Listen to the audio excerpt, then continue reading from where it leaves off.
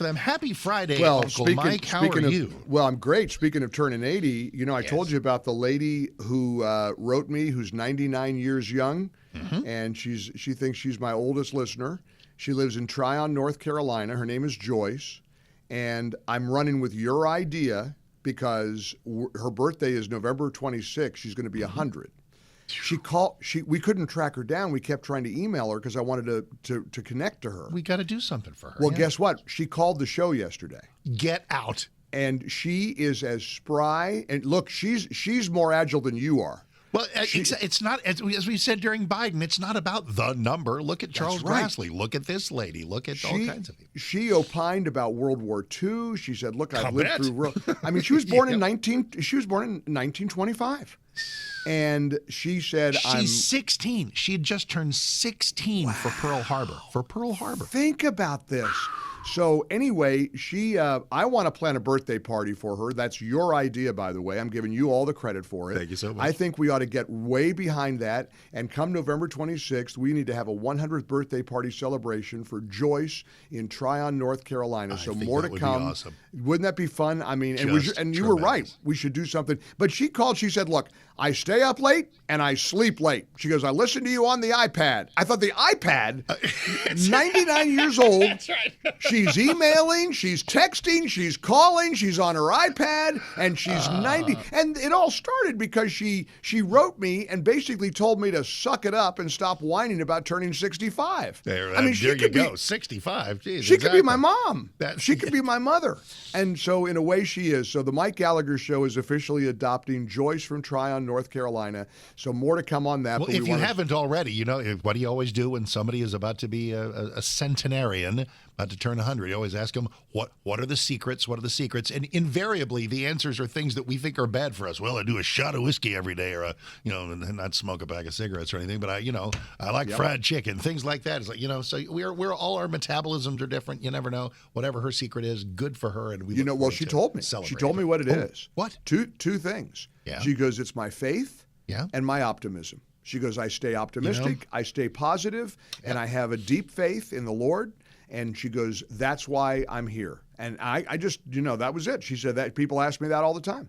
And you know what that does? Because more positives, fewer negatives. And when you have faith and when you have optimism, do you know what that helps to counteract, which is one of the most toxic things anybody can have in your life? Stress. Stress and worry. Stress is the new smoking. Stress is cancer. Stress will kill you. It will make you sick. And if you have things that you can look inward or look outward with faith and optimism, that is a stress reducer. Amen. And will help you in 100 different ways. Amen. Well, all right. So let's go from faith and positivity to negative Nancy's. Let's dive in. And by the way, I hate it when I send you a text to give you show prep for our hit and you ignore me. You ghost me. Well, when do you? Because it's a good. Me. It's about an hour ago. No, I mean, all right. Okay. It's not like you can't see your phone. I know. Sorry. Why am I the only dummy that answers everybody the second they text me? I know. So I texted you the latest online craze, the Trump 2028 red hats. I saw him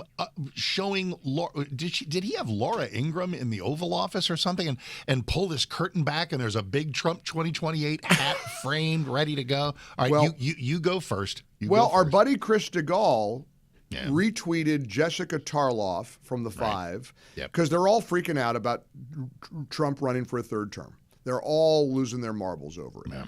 And Jessica Tarloff said, "This is disgraceful, it's awful." And then Chris DeGaulle reposted Jessica, and Chris simply wrote, "I love this. This makes me happy. This makes me happy." Here are Jessica's words, and the timing is great because we talked a lot about the Five this week. Right. And she is, of course, wrong about everything, but I find her to be a sweet lady, and they like her, and there seems to be goodwill, which, of course, followed 50 texts of, "I can't stand her, I can never watch what she's on." Right. And now here she is. Here's what you're talking about. She says, "Everyone will say Trump is just joking or that he is trolling. That may be true. But with each joke, it becomes more and more serious until we're actually confronting a man that feels emboldened to try to run for a third term." I've made a decision, Mike. There will be no third term. He's totally trolling. He's totally enjoying the people whom he inflames. There was a little voice in me as recently as last week that said, "Sir, Just stop it. Don't do anything that repels anybody or freaks anybody out. I've decided I'm going to stop lecturing Trump about anything. No one cares. Doesn't matter. This is not going to be a thing. He's just having a good time here and enjoying the people whose hair is on fire. And I'm just going to sit back and enjoy it with him. How about that? That sounds smart. I want to be with you. I really do. But on the other hand, I have the same little voice in my head saying, what exactly is the purpose here? What's the point? Look, he's facing so many real challenges. We got some serious stuff. There is a real constitutional crisis going on. And it's these rogue judges who are stopping every aspect of his presidency. It is the Senate needs to step in. Congress, I mean, it's a huge crisis. Did you see? I mean, another day, another judge blocking Trump's policies. Yesterday, there were two of them. DEI was one of them, and federal funding for the sanctuary cities. A lone Obama-appointed judge thinks he or she can come along and shut down the things that Biden initiated. And Trump's trying to clean up the mess. Yes. Making people who on the sidelines, who are not plugged in the way you and I are, not even as plugged in the way our audience is. They are people just kind of observing it all, and they're saying, boy, that doesn't seem right that the judges can stop him from doing that. And then they come along and say, oh, Trump's going to run for a third term. People say that's not helpful. It's not helpful. It's role reversal Friday. You're going to talk me back into my semi-funk about this. But what's the point? It's okay. Own the libs? There is no point. Sometimes there is no point. There doesn't have to be a point to everything. Well, there has to. What's the reason for it? Listen, it's going to be hard for me to defend it because it's dumb and it's counterproductive. Well, then don't do it. I know, and that would be my. I hear Mike Gallagher in my head over the years saying, "Don't get so overly worked up." Yeah. Over goofy stuff Trump does every once in a while when he's just having fun with people. But normally I know why he does what he does. Ordinarily, there's a method to it. A lot of times he's almost always right. He's got such good instinct. It's about some instinct or some principle. And this one's just driving people crazy. It's dumb. And I will tell you, the Mark Davis in my head is right. Let's not get all wrapped around the spokes on it and get distracted because we got some serious problems. And you're also right. But here's why you're totally right that it's not nothing because these are the right now. We're at 100 days of Trump right now. We're just about exactly 100 days, and every day he's got to be about winning over every human being that he can for the midterms, for his legacy, for his success. There's a logic that says don't do anything that needlessly, keyword needlessly, sends people away. The tariffs have some people freaking out. But he says, listen, there's a reason for the tariffs. Ride with me here, and I'll show you how it's going to work out. That's right. But this third term Trump 2028 ridiculousness needlessly makes people who might not be paying a whole lot of attention go, he can't run for a third term. That's kind of dumb. Maybe I need to vote Democrat. Now, even if that's a fraction of 1%, it's not great. Nothing. It's not nothing. Yep, and see here's the thing that I think really does matter and when he's got facing all of these challenges and don't look now, but he's underwater in polling. Let's be blunt here. Now it is not February. It's not February anymore. You're right. You could say we don't really trust the polls. We don't believe the only area he's okay on in polling, frankly, is illegal immigration. You got that right. And that's 54 or so. Everything else, economy. Look, I mean, I'm feeling it. I got a condo for sale that in ordinary times I would have had 5 offers by now. I can't even get a nibble. And the realtor said, Mike, it's not just you. It is across the board. It is our entire industry. It's not just Florida. Believe it or not, it's Texas. It's all over the country where people are uncertain. They are worried about their 401k. They're worried about their savings. They're not ready to make a big ticket purchase right now. Now, that's going to pass, and I think I have to be patient. But, there's some real world stuff going on where people are kind of holding their collective breath. And I'm sort of with you. I think you and I are on the same page here. Let's not necessarily kick the bear here. We got too many fights to fight. How about the Washington State governor, Mark, signing speaking of home ownership, a home ownership bill which gives black home buyers an increased down payment grant forgivable loans. It's reparations. I know. It's reparations in Washington State. Have you followed this story? I have indeed. And every time this rears its head, where people spit on the legacy of Dr. King, who is silly me, I believed him when he said, pay attention not to the color of skin, but the content of character, and have a colorblind society. And now we've taken that proud civil rights legacy and turned it on its ear. With suddenly racial preferences are good. Well, it's awful. And I remember I've said for years as a talk show host, over the years, I've said if the day ever comes where we're having to take, where non-black Americans have to take money out of our paycheck and hand it over to somebody because of their skin pigmentation, we're going to have people take to the streets. And now look, they're already taking to the streets against Trump and Doge and everything else. So hey, let's more the merrier. Let's all take to the streets, because this is something that makes me crazy. And the other thing that makes me crazy.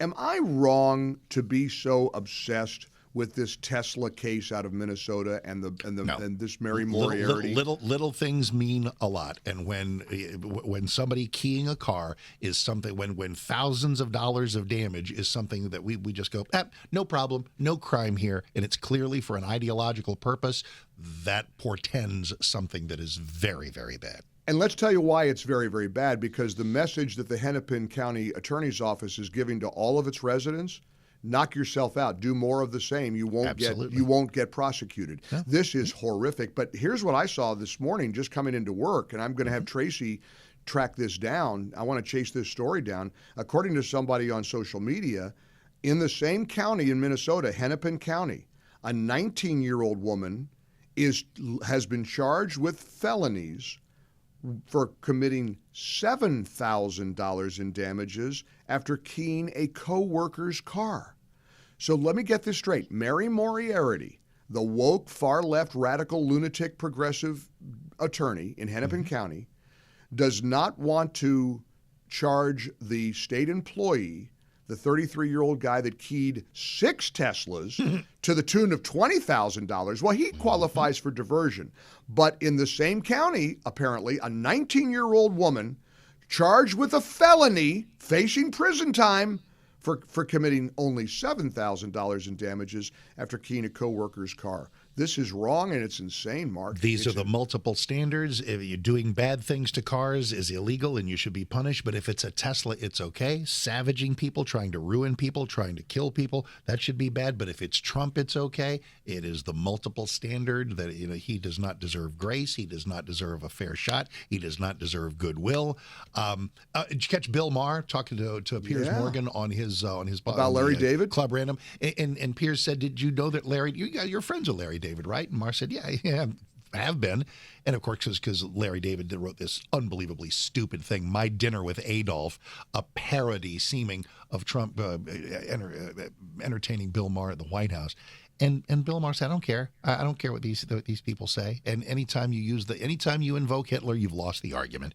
And so he's just going about his business, saying, "Look, I went and talked to the guy. He wasn't a monster. I disagree with him still about a bunch of things, but it's telling the number of people who can't stand that we showed civility to each other." My first boss in my first big time radio job at WABC in New York was a guy named Phil Boyce. You may have heard of him. A little bit. Turns out he's still my boss, because we've all come full circle. We all work together. But he was the program director at WABC. And my first day on the job, he said, just a little word of advice. He goes, "I'm never going to tell you what to say, what to do, but never throw around the analogy of Adolf Hitler casually." Correct. Don't do it. It's serious stuff. There are people in our audience, some of whom have had grandparents that were in Auschwitz.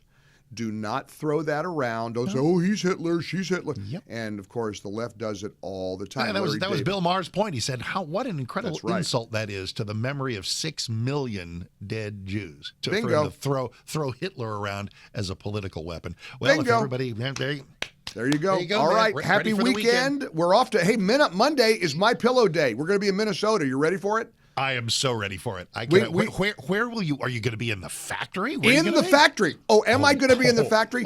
Joey Hudson, who's coming with me, said, "Now, Mike, I'm a little worried about the noise." I said, "Forget it. Make noise. I want the noise. I want them making out. The pillows are cranking out. You were going to do it like the Jerry Lewis telethon. Here's my goal. Are you ready? You sitting down? Yeah, I see you sitting down. 100,000. We want to do 100,000 in sales on Monday. We want to sell $100,000. We're going to have a tote board. And we're going to sell $100,000 worth of pillows, of sheets, of doggy. Look, what they've done to this man and this company. What are they? Doggy beds. Doggy beds. What products are they doing for dogs? Oh, they got a doggy bed. Look, slippers. You've got dogs. Slippers. Can we get slippers? My slippers. I got to get you slippers. I may go on a spree just for you and Lisa. But look, they've done so much to this man, and he gave an interview a couple weeks ago. He said, "Look, I'll be honest. I'm ruined. I'm financially ruined." And he really is. He's been through it. And this is a great American company. There's a lot of good people. And I made a decision on the fly. My poor team is like, their heads are exploding because I said, let's go to Minnesota and do a My Pillow Day. Let's broadcast from the factory. We'll still stay in format. I'll still do the M&M. We're going to be in the back. The pillows being cranked out. So before Mike's show even happens, we get a preview of that environment in Monday's M&M segment. Bingo. I cannot wait. I can't either. See you Monday. All right, I love you. Take care. Have a great weekend. Mike is ready to go. Mike's Friday show today, as soon as we're done at 10 on 660 AM The Answer. 660 AM. For full shows, live and on demand, it's Salem News Channel.